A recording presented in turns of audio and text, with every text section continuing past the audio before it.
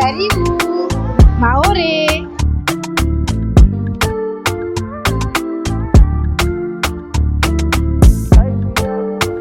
C'est très important pour mieux servir à la communauté, de bien connaître les coutumes, la culture.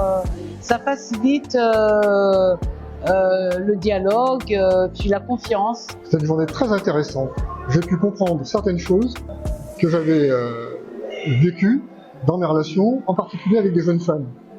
Et surtout, l'importance de l'assignation pour des rôles sociaux qui étaient faits à ces jeunes femmes et leur désir de s'autonomiser par rapport à ça et d'échapper à leurs conditions. Donc on est venu à 4 avec mes collègues et en fait on travaille avec les familles mahoraises et ce qui nous manque c'est la compréhension de la culture, des traditions, du contexte d'arrivée, même si ils nous le disent c'est différent et l'intérêt aujourd'hui de la conférence et des intervenants justement c'est de pouvoir comprendre les cultures.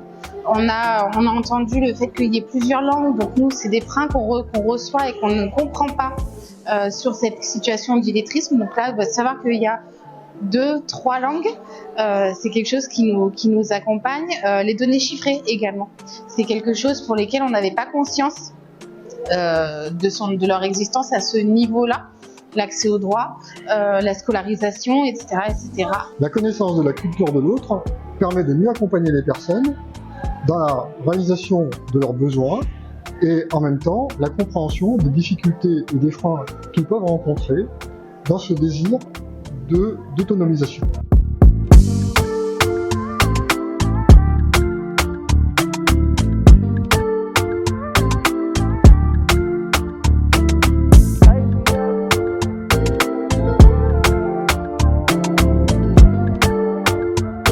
Tout à fait, on a voulu cette journée dédiée à Mayotte, le 101e département français, parce que on s'est aperçu dans le cadre des travaux autour de la politique de la ville qu'il y avait une grande méconnaissance de ce qu'était cette île de Mayotte qui fait partie de l'archipel des Comores, de son histoire surtout, de l'histoire de son appartenance à la France, de l'histoire de son envie de rester française, et donc il était important de pouvoir transmettre cette connaissance pour que les acteurs de terrain qui ont à accompagner des familles mahoraises aient cette connaissance et donc soient en capacité de mieux les accompagner à travers cette bonne connaissance de ce qui fait la culture mahoraise, mais la culture mahoraise c'est la culture française puisque Mayotte est française. Oui, cette journée, déjà c'est une première journée de ce type en Ardèche, je crois qu'il faut le souligner. C'est la première fois qu'on met en place une journée dédiée à une communauté en partenariat avec le département de Mayotte et la politique de la ville. Et donc ça, c'était vraiment important de le faire. Et donc en accord avec Madame la préfète, mais également la ville de Privas, on trouvait intéressant en fait de mettre en place cette journée dédiée à la découverte de l'identité de la culture mahoraise que peu connaissent ou extrapolent et ont des fausses idées sur cette communauté.